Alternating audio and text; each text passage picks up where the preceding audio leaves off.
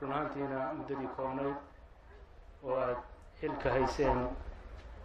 wixii aad qabateen oo qarankii Soomaaliyeed aad ku soo kordhiseen waa wax markhaanti ma doonta ah waxaan leenahay ilaahay haydin garab galo ilaahay haydin garab galo midnimada Soomaaliya iyo wadajirkeedu adduunka oo dhan baad arkaysaan Yurub oo dhan baad isu tegaysaa cid waliba waad aragtaan Soomaaliya wadajirkeedu maslaxadeeda iyo danteeda ku jira waxaan jeclahay insha Allah bismillaah kariim inay noqoto Soomaaliya oo qarankeedii iyo jiritaankeedii iyo sharafteedii inay insha Allah fiyaalaha muuqda insha Allah in la gaaro inagoo nool oo fiyo oo caafimaad qabna inaynu la kulano Soomaaliya halkan iyo meel ka sii wanaagsan gaadho insha Allah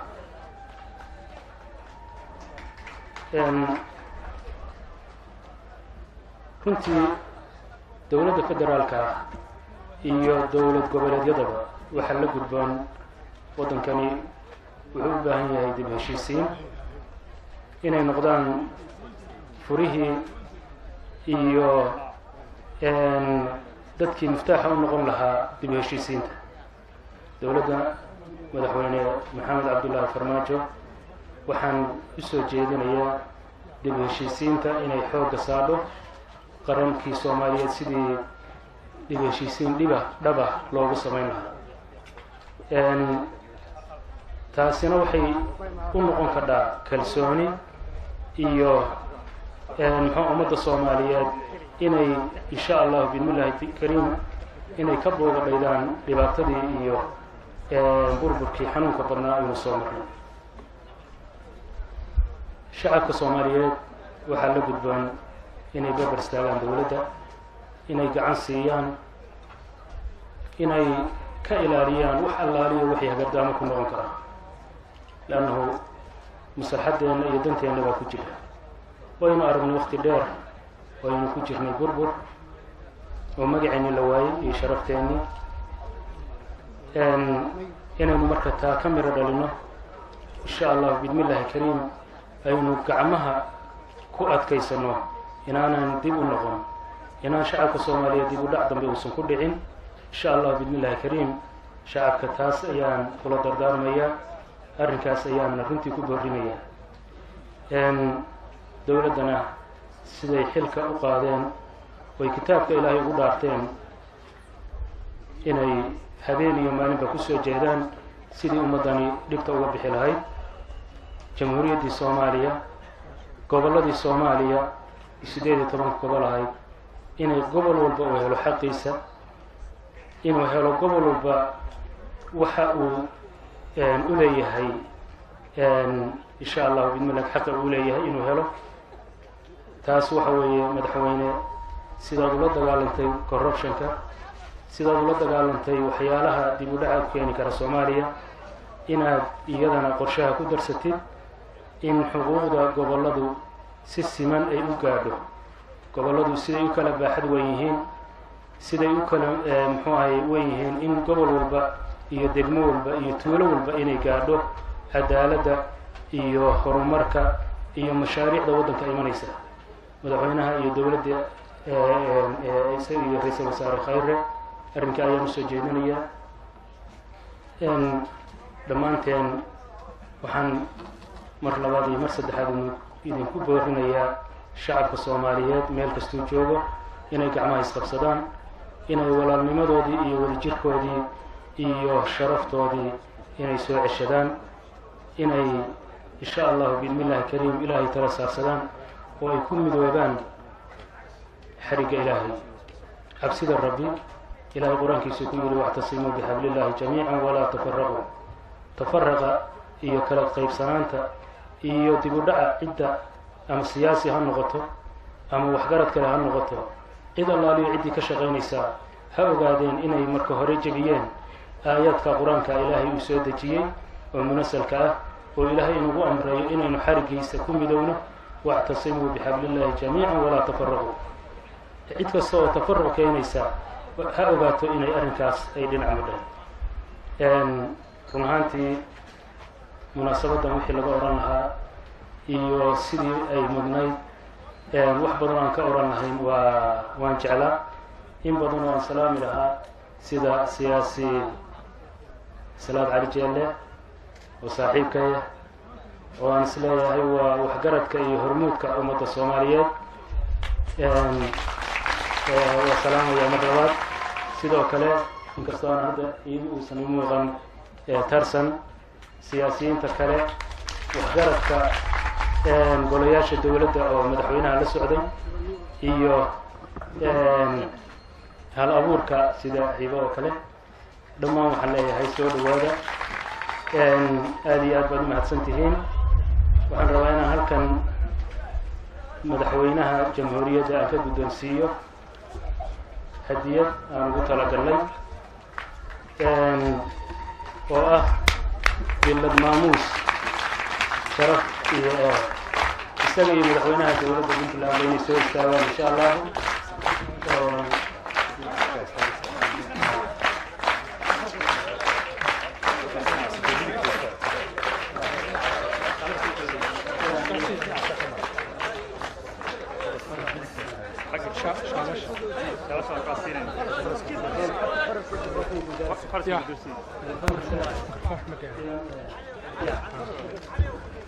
بسم الله الرحمن الرحيم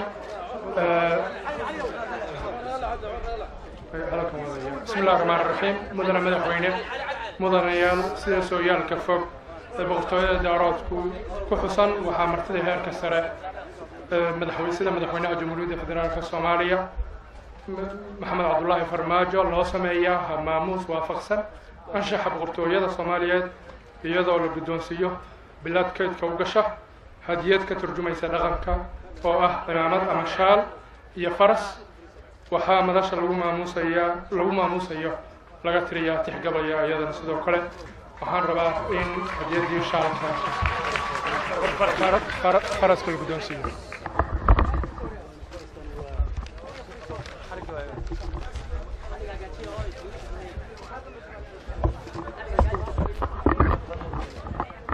usoo dhawow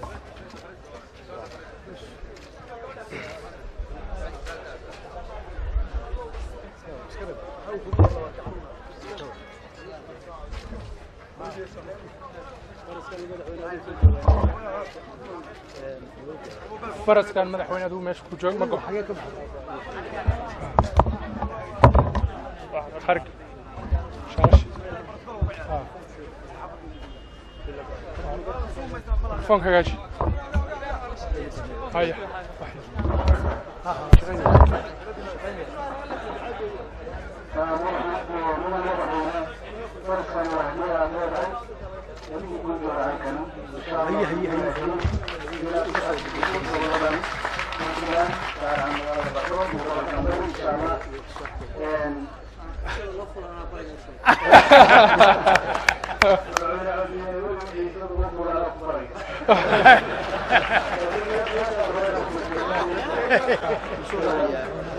شوف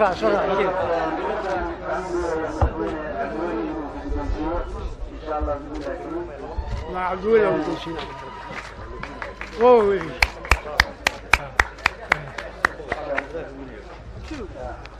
بقر تنا كنت مايدي جاي فوحة شالك ورتو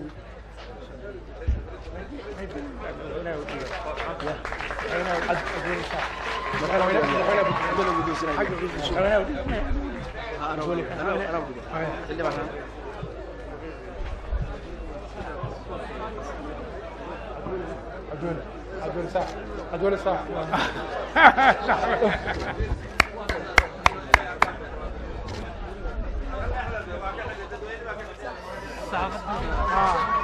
هي يا هي عدول هلوش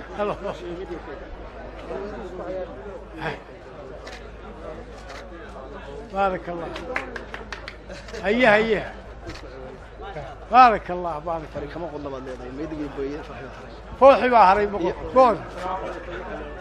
فوحي بحري فوحي halkan salaad cali jeelle فوحي بحري فوحي بقول مدحوينها waa ma yidigi salaad baqol boorka u xiraaya ninka waa la duubay ogaada دوبية شباب دوبية نكاس ايش بارك الله ما شاء الله ما يدقي بقر واحد جرا ما يدقي يفوت وين عودي هو ما يدقي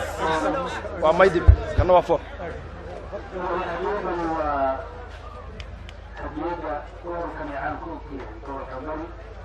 وفوق فوق كانوا هو ما يدقي ما يدقي وقفت الله